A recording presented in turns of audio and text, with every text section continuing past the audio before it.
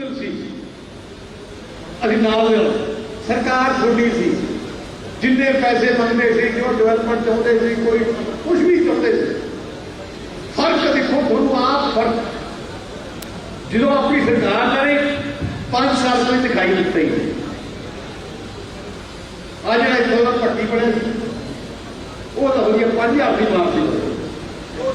500 चलो घट तो घट थोड़ा काम सस्ते सर गया मैं पूछा भी पर्चे पुर्चे तो भी कराए वो कहते मैं भी 200 रुपये लेके ठीक है तू देते नहीं होने 200 ऐसा तो दे देना जी हालात देखो कांग्रेस की सोच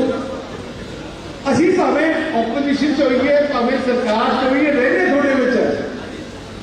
10 साल सरकार थी संगत दर्शन दसो की चाहिए कैबिनेट आए नहीं निकले नहीं इतना बड़ा हाथ गुया मुख्यमंत्री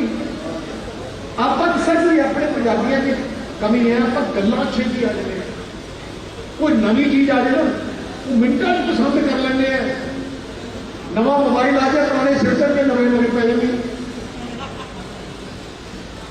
वो हम आम आदमी पार्टी उन्हें मगर सारे आप जिन्हें उन्होंने 16 MLA है उन्होंने जाके हल्दियां जाके देखो ऐसा हूँ पूछ के ना सारा दिल्ली पूरा फिर के ही हूँ आप दसो की इन्होंने सारे अपने कांग्रेस भी जाए गिरा करके के वापस आ गए सरकार ने उन्होंने कुछ किया नहीं तो एक MLA बयान भी उठ दे देना अपनी पार्टी के कड़ दिता जाता MLA को पर नहीं नहीं ऐसा सारे लड़े फैसला आपका करना है 4 पार्टियां मैदान से 4 श्रोमणी अकाली दल BSP कांग्रेस आम आदमी पार्टी ते BJP अकाली दल के बगैर सारे बाहर हुए पंजाब तो कली पंजाबियों की एक पार्टी है श्रोमणी जोड़ा मरना सारा हूँ जी दिल्ली वाली पार्टी है दिल्ली का कोई फैसला होगा इतों में मनना पैना थोड़े सामने है किसानों के काले कानून BJP ने लिया कि सारी BJP हमायत कर रही है पंजाब की कोई कोई चारा नहीं है हूँ केजरीवाल दिल्ली जाके मुख्यमंत्री दिल्ली का बयान दिता सुप्रीम कोर्ट ने दरखास्त दी है एफिडेविट दिता है कि पंजाब में थर्मल प्लांट बंद करो धुआं आता है कहता पुरानी किसान मार के अपना जुर्माना करो धुआं आता है जेकर मुख्यमंत्री इतने बन के खड़े थर्मल प्लांट बंद करा तो थोड़े आप प्लांट बंद करो कहता इस्माइल नाल जो पानी अपना कहना सानू चाहिए दिल्ली फिर अपनी रखवाली कौन करूंगा पंजाब की हत्या की गल वो कभी वोटा वास्ते है असि जिउना मरना इतने असि ना कोई झूठी सौं खाइए अस तो जवान है तेरे लीडर ने झूठियां सौं खादियां मेरे सामने बड़े लीडर एक केजरीवाल जो पहली बार उन्हें MLA इलेक्शन लड़िया तो प्रेस वाले ने पूछा उन्होंने कि जे थोड़ी सारे MLA पूरे ना होए कि कांग्रेस का समझौता करके सरकार बना लोगे वह मुंडा नाल सी उन्हें मुंडे के हाथ से सिर से हाथ रखा जिन्हें मुंडे की सौं खाना जे ना बने सारे MLA अभी नहीं अभी नहीं बोलते कांग्रेस जो पूरे MLA पहली बार ना आए कांग्रेस ने बना के मुख्यमंत्री बन गए या मुंडे आप भगवंत मान देख लो तुम TV देखो ना उन्हें स्टेज से अपनी मां को लिया तो मां ने सिर से हाथ रखा कि मैं मां की सौं खाना अज तो खिलाफ चली और भी डके रहते कैप्टन गुटका साहब ये जिन्हें लोग ऐसे है कि फिर भी मौका देंगे फिर तो दोषी तो आप ही है साहब प्रकाश सिंह बादल की जबान है जे क्या छोटे ट्यूबवेल बिल माफ ट्यूबवेल कनेक्शन दूंगा पक्के खाले करूंगा नहरा करूंगा आटा दाल दूंगा दे देते शगन देने दे देते पेंशन दे देती जो जो करी गए अपना इलाका मैं आज लगता है आप आराम करके बैठे ही होना सी जे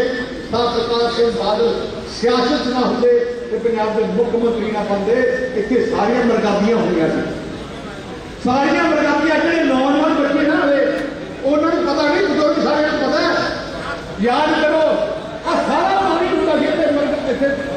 आ सारे पिंडां तुसीं जा नहीं सकते सी, मेरे सामने की गल है। आ सारा पानी कढ़े इत्थे खेती लियांदी ने सरदार प्रकाश सिंह बादल ने। मैनूं लगदा इकल्ले इस हल्के नूं बचाउण वास्ते घट तो घट मतलब 2-3 हज़ार करोड़ रुपया तो लाया नहीं पाना। जी नवी पीढ़ी है भुल जाती है छेती। नवी पीढ़ी दसना है कि जे जितने फैसले अज पंजाब है, जे गरीब किसान मजदूर की बांह फड़ी तो साफ बादल ने फड़ी है, श्रोमणी अकाली दल ने फड़ी है। इस इलाके उदों कट्टी आई है जो अकाली दल का राज है। हुण तुम सारे वर्कर हो, सारे बूथ इंचार्ज हो, वर्कर हो, आ 5-6 महीने थोड़ी जुआई मैं देखो घरों निकल गया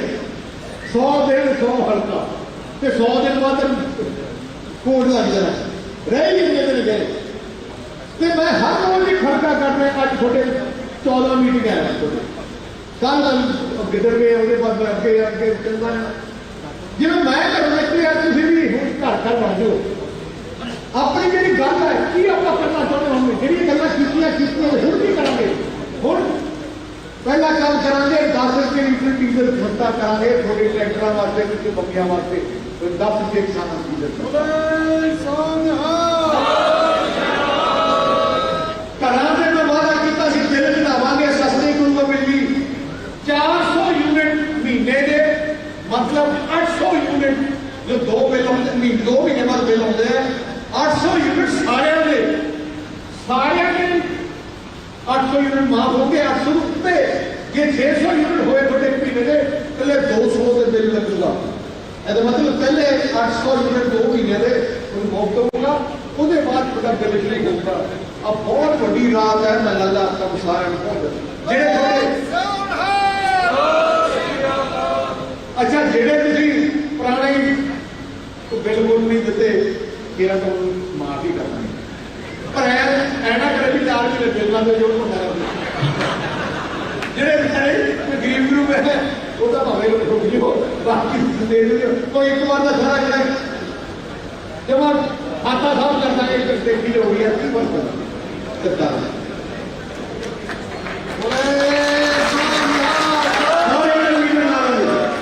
एक नीले कार्ड जो आप बनाए सी वो इन्होंने अतिया ने अपने काटन का खोज नहीं करते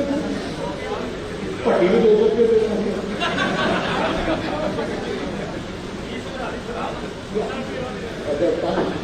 तो इस करके नीले कार्ड फिर पहले यदि आप ऑर्डर करके नीले कार्ड फिर तो बनावांगे मेरे रह गए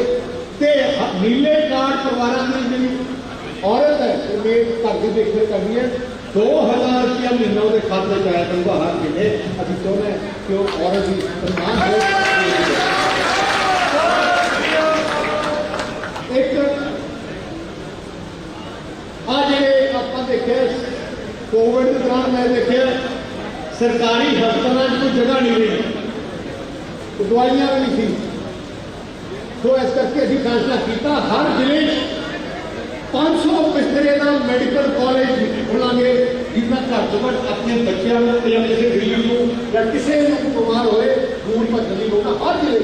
जिन्हें अपने माई के जिले सारे खोल देना सेहत ते पढ़ाई आ मेरी आने वाली सरकार का सब तो बड़ा मिशन है। अपने गरीब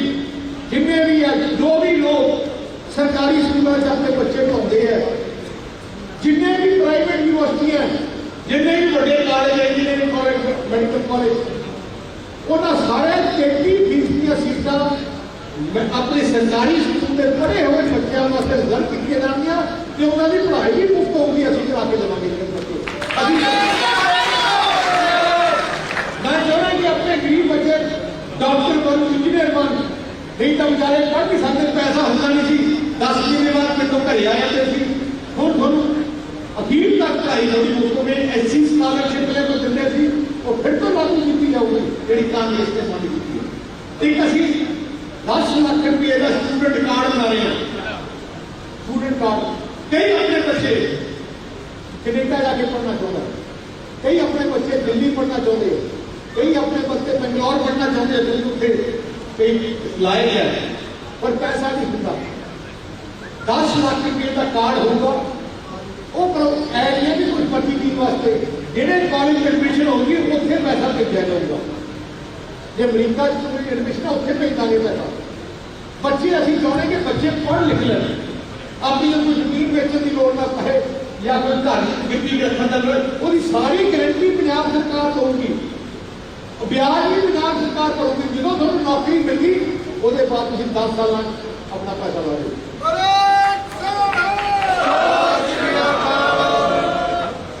जिन्ने भी इंडस्ट्री असीं लैके आवांगे, जिवें रिफाइनरी वर्गियां फैक्ट्रियां लाइयां और उन्होंने अपने बंदे ज़्यादा ही रखे। हुण असीं एक्ट पास करांगे कि जिन्नी भी इंडस्ट्री पंजाब लगूगी 75% पंजाबी रखने पैने उन्होंने अपनी नौकरी लगूगी। इसका एक बहुत बड़ा अपने बच्चों को फायदा है। सरकारी नौकरियों में घट तक 50% मैं लड़कियों को नौकरियां देना चाहता है, क्योंकि अपने घर पिंडां की करते हैं, लड़कियों को पढ़ाया पढ़ाते नहीं, कहते चलो ब्याह कर लो। मैं चाहता लड़कियां अपने पैरों पर खड़े हो। जब लड़कियां पैरों पर खड़ी हो जाएंगी, लड़कियां पढ़ जाएंगी तो सारा परिवार पढ़ जाता है, सेवा कर घट तक 10,000 लड़की मैं कुछ भर्ती करूँगी। मेरे प्लान है तो होर थोड़ा पता बहुत प्लान है। इस इलाके को बढ़िया बना देंगे। एक होर गल दसा, अब पक्के खाने की जगह मैं सोचा पाइप सिस्टम करो, सारे पाइपां पा दो, सारे पाइपों का की होगा, पानी भी बचूगा थोड़ा स्पीड में, खेती भी पानी थोड़े दूर भी जाऊगा। नहर होगा कोई टेल कुछ नहीं रह नहीं। पिछली बार का बहुत ज्यादा पैसा सड़कों बढ़िया सड़क बना के अपना गोडे से लवेंगे। मैं इसको बेनती करता गल्ला बनाए लारे बनाए झाड़ू बड़े ड्रामे करते कांग्रेसी पता नहीं हर बार पाते जिहड़ा भी है 500 लेता 400 लेना अपना राज लेके आइए, अपनी सरकार